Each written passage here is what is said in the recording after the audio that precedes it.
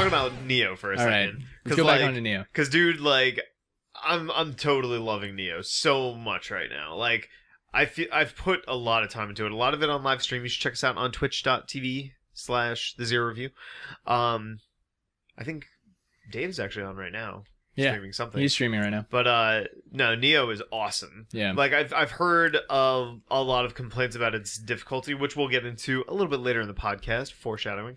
But yeah, I've been playing it for probably like 10 to 20 hours at this point. And how's the story progressing so far? The story's great. Yeah? The story gets so... That cat that's a clock? Yeah. I got to that point. Legit. I got to that part. So, it's hilarious. Honestly, Alex, that seems like the most tempting thing to me. Like, Alex, you weren't on the podcast last week, but we were talking about this briefly, where, like, one of the coolest aspects of this game, like, there's this big comparison between it and Dark Souls.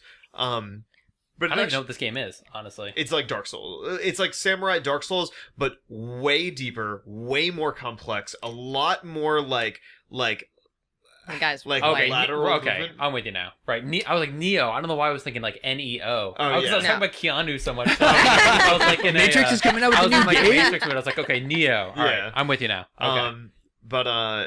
Yeah, like one of the coolest elements of it is that all of the aspects of the game are tied to this really interesting and weird and funny, super Japanese narrative.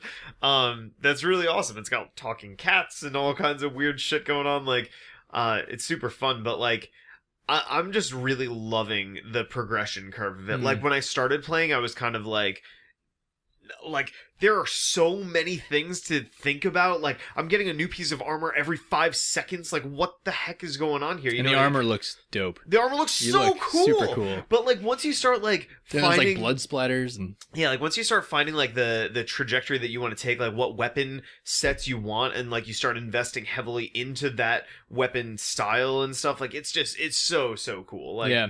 One thing that so Alex, Liz, I'm not sure if you would enjoy this game. I probably would. But I've been playing with a few friends that aren't like huge gamers, and we like trade off the controller whenever we die. Am I not a huge gamer? Is that No. I'm just saying like those guys who aren't huge gamers are huge into this game. They really like it. So there's a chance that you might like it. You might appreciate it. But Alex, you would love this game. Yeah. I'm surprised that you're not already playing. There is a co-op. Hold on. So there's a big caveat to this multiplayer. And you were absolutely right last week. So you cannot co-op the game from start to finish. It is not allowed. You can this is because Tecmo Koei said that the game would be Nothing. too easy and be completely unbalanced if you played with multiple players at the same time. So you have to beat a stage solo before you're allowed to play it again co-op. So if we wanted to play co-op, one of us would have to beat the stage first, and then I can, or you can join my game. So, but here's the difference, right? Because when you think of something like Dark Souls, it's like, oh, well, you want to play together and explore and like learn this world or whatever. But part of what makes Nioh so like different and cool is like where Dark Souls is one giant open world where everything's sort of connected. Nioh is like segments, right? And I've refined the, like, since I've seen like 5 of these different areas now, I've refined what this is in my mind. Do you remember in Dark Souls 1 the painted world? Yeah. Okay. Every section of this game is like the painted world, where it's like the painted world is one big area that you're sort of like going through and exploring and like has its bosses and stuff like that, but like it's its own section. So it's like Demon Souls. So it's like Demon Souls, yeah. That is what I said last time. But Demon Souls is a little bit more stretched out, where it's like there's 5 bosses in one area and they're all sort of connected in these bigger areas. Oh yeah. These are sort of more segmented, and typically there's only one boss per section. So what you're saying? And there's a lot of these sections. It's like Super Mario Brothers World 2, where it's literally just a map, and then you click on a stage, and then you go into that stage and you fight the boss at the end of it. Yeah, but I mean, Right. some of them have multiple bosses. Super and Mario stuff, and Brothers there's, like- World, Dark Souls. But the thing is it makes 3. so much more sense to do that in a narrative-based thing. So it's like there's actually like chunks of story that you're experiencing as you it's go. like in Dynasty Warriors. Let's just continue going on with this. Remember Dynasty Warriors, where they're like in between each stage, there's like, and Lu Bu went into Guan Yu's territory and fought. And you know what's funny? They actually reference a lot of characters from that. Maybe it was from Samurai Wars because probably because that's Japanese. Yeah, but You racist. yeah. Wait, so it's a linear game? I mean, like we're saying, like, it's like Okay. open world, but like not. It's like, not open so world. there- It's not so open it's a world. linear game. It's level based. It's not but open the world. thing is, you can go and like like there is a progression to it. Like there is a World 1, a World 2, but like once you beat World 1, it opens up like a bunch of like, so there's like the main mission of a level, and then there's a bunch of sub-missions that open, which is like experiencing the stage in a different way. Like there might be totally new enemies. You might be starting from a different location or something. Backwards, yeah. Okay. So one thing I will say that really did get me, which is really, really cool. The main difference from Dark Souls, at least for me, is like most of the mechanics are pretty much very similar to Dark Souls, except for the button mechanics are different, right? But what's really cool is that, so you know how in Dark Souls you have like 20 Saba different like weapon types. In this game you have maybe 6. You have spear, dual sword, regular sword, dual sword, spear, axe, chain blade. Yeah, chain blade. Hammer. Sickle thing. Hammer is the same thing as the axe though. So 5. Yeah, so 5.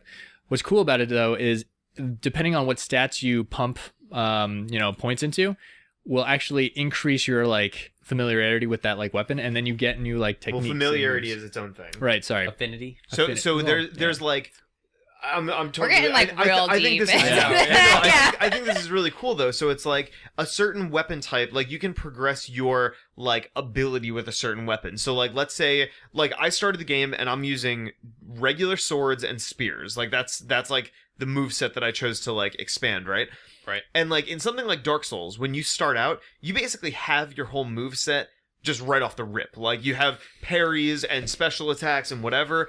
But in this one, you'll have attacks, like your normal stuff, but like you have to get better with a certain weapon type to learn how to parry, to learn new combos, to learn Ninja, like Ninja Gaiden style. It's exactly like Ninja Gaiden. Team Ninja, that's literally it, yeah. Yeah, except there's no swallow dive that breaks the game.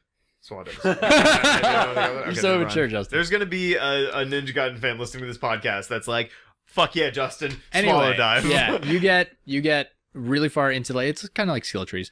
That part is really cool. But then there's like, so in Dark Souls you never kind of like think that you're faster than an enemy, but in this it's kind of like Rurouni Kenshin Samurai XE, where you're like, you can run into like a group of guys, and as long as you're like quick and like you're fast and you're watching your stamina bar, you can like dice them up in seconds. It's it's so satisfying. Yeah, like there's like different like levels of complexity with the combat, because like there's not just like your regular stance, there's like high stance and low stance, and then your familiarity with a weapon, like an individual blade, affects what kind of combos you can do with it, affects the type of damage that you do with that weapon, and then like at any time you have two melee weapons on you and 2 ranged weapons, so you have like a bow and a gun and like all this stuff, and really depending on like how you want to engage with the game really sort of like alters your experience. So like something that Justin and I have found a bit different is like I've sort of approached the game in like a Bloodborne mentality, where like I am just going in on people, like I am just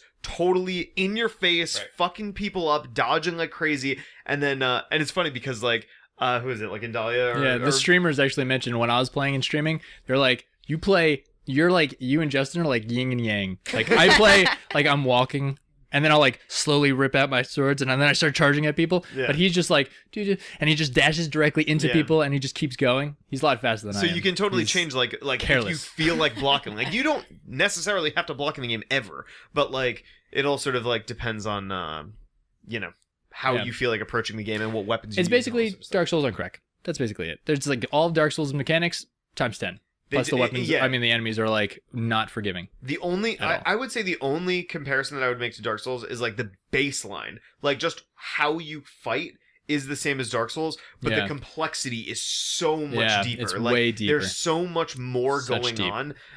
Even from the way you like level your character, like what attributes you like feed yourself, even beyond just like dexterity and strength and stuff. There's also we're like telling this to you as if it's like, Alex, you need to play this game. Yeah, I think you're beyond sold on it. I think you sold me 15 minutes ago when we started. It's good.